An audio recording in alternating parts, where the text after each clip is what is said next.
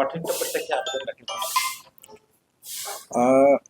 আমাৰ অসম প্ৰদেশ কংগ্ৰেছ কমিটিৰ আজি এই ৰাজীৱ ভৱনত যোৱা 5 জানুৱাৰীৰ পৰা 20 জানুৱাৰীলৈ যিটো প্ৰথম পৰ্যায় আছিলে, এই প্ৰথম পৰ্যায়টো আমি আবেদন পত্ৰ আমি গ্ৰহণ কৰিছিলোঁ আৰু 20 তাৰিখলৈকে আমাৰ প্ৰায় 750 ৰাতি একদম শেষৰ নম্বৰটো আমাৰ ৰাণী বাইদেউ লখিমপুৰৰ পৰা দিছে, সেইটো কাৰণে 750 হৈছে। টোটেল 750 আমাৰ ইয়াত আবেদন পত্ৰ জমা হৈছে বৰ্তমানলৈকে। যিহেতু প্ৰত্যেকগৰাকী 50,000কৈ আবেদনৰ লগত জমা দিছে, তো কিমান টকা 750 হৈছে যেতিয়া 50,000কে আমাৰ লোৱা হৈছিলে, প্ৰায় হ'ব চাগে। মই তেনেকুৱাকৈ হিচাপ কৰা নাই, মই এতিয়ালৈকে ড্ৰাফ্টকেইটাহে হিচাপ কৰিছোঁ। পইচাৰ এমাউণ্টটো কিমান কি হৈছে মই এতিয়ালৈকে গম পোৱা নাই, কিন্তু 750 ড্ৰাফ্টটো আমি পাইছোঁ আমাৰ হাতত।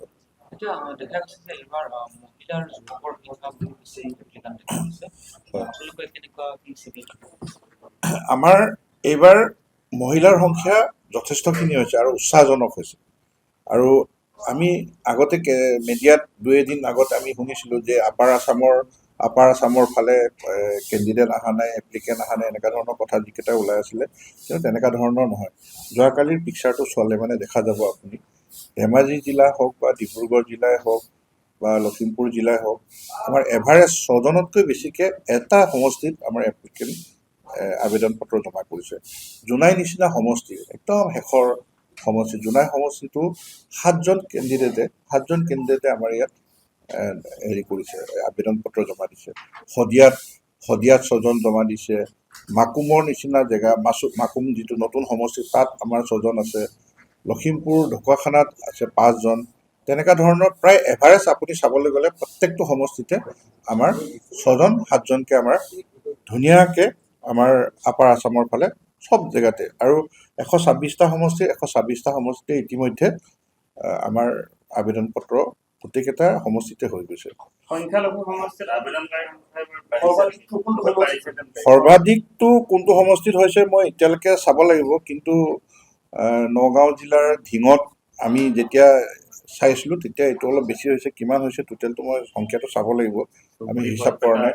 কিন্তু আপোনালোকে আচৰিত পাব যে প্ৰথম 5 তাৰিখৰ পৰা আমাৰ 16 তাৰিখ মানলৈকে আমাৰ ইয়াত যিকেইটা 264 এপ্লিকেণ্ট আছিলে, 264 এপ্লিকেণ্টত আমি যিবিলাক ডাটা এনালাইচিছ কৰি আমি কিছুমান পাইছিলোঁ, য'ত নেকি আমাৰ 264 যেতিয়ালৈকে হৈছে, বাকীখিনি আমাৰ স্কেন কৰিবলৈ বাকী আছে।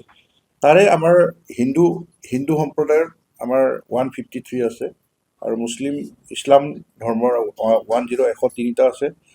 মেল কেণ্ডিডেট আছে 233টা আৰু ফিমেল 31, আৰু এভাৰেজ এইজ অলমষ্ট 50 বছৰৰ ভিতৰত আমাৰ এভাৰেজ এইজ আছে।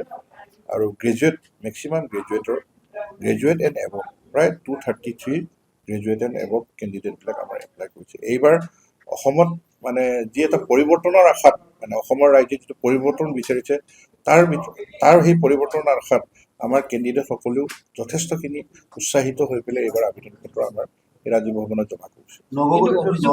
অভিযোগ উঠিছে, অভিযোগ কৰিছে কংগ্ৰেছত কেৱল মুছলমান সকলেহে বেছি আবেদন কৰিছে, কিন্তু হিন্দু মানুহৰ আবেদনকাৰী মানে মই জনাত আমি ইয়াত যিমান দেখিছোঁ, এজন ছাপ'জ আমাৰ মুছলিম আমাৰ সম্প্ৰদায়ৰ যিগৰাকীয়ে জমা দিবলৈ আহিছে, তাহাঁতে এজন কেণ্ডিডেটে 500 পৰা 1000 মানুহ লৈ আহিছে। আৰু আমাৰ যিবিলাক আপোনালোকে যদি ক'বলৈ যায় যে হিন্দু সম্প্ৰদায়ৰবিলাকে কেলৈ কমটি হৈছে নেকি, তেনেকুৱা ধৰণৰ নহয়।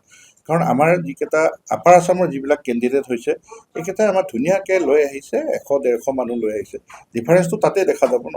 আমাৰ তেখেতলোকে যিকোনো খবৰৰ বাবে যোগাযোগ কৰক আমাৰ এই নম্বৰত 9181 307 2221।